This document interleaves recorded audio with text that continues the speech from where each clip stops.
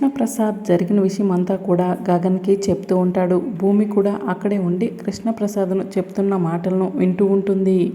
ఆ రోజు భోగి పండుగ సడన్గా అపూర్వ దగ్గర నుంచి నాకు ఫోన్ వచ్చింది.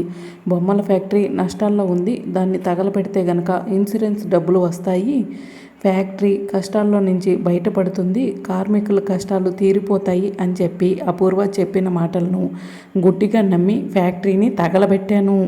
శోభచంద్ర గారు నిండు గర్భిణి. ఆవిడ ఫ్యాక్టరీలో ఉన్న విషయం తెలియక ఫ్యాక్టరీకి నిప్పంటించేశాను.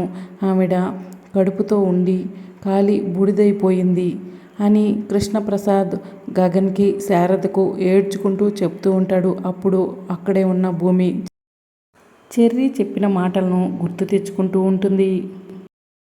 ఆ ఫ్యాక్టరీ గోడ పక్కనే అప్పుడే పుట్టిన నిన్ను నా కుక్క పిల్ల చూపించింది అని చెర్రీ చెప్పిన మాటలను భూమి గుర్తు తెచ్చుకుంటూ ఉంటుంది. అలాగే భూమి దగ్గర ఉన్న గజ్జలను అపూర్వ చూడగానే ఇవి ఆ శోభచంద్ర గజ్జలు అని చెప్పి అపూర్వ అన్న మాటను భూమి గుర్తు తెచ్చుకుని భూమి కళ్ళలోంచి నీరు కారుతూ ఉంటాయి. మరి రాబోయే ఎపిసోడ్లో ఏం జరుగుతుందో తెలుసుకోవాలంటే ఛానల్ని సబ్స్క్రైబ్ చేసుకోండి.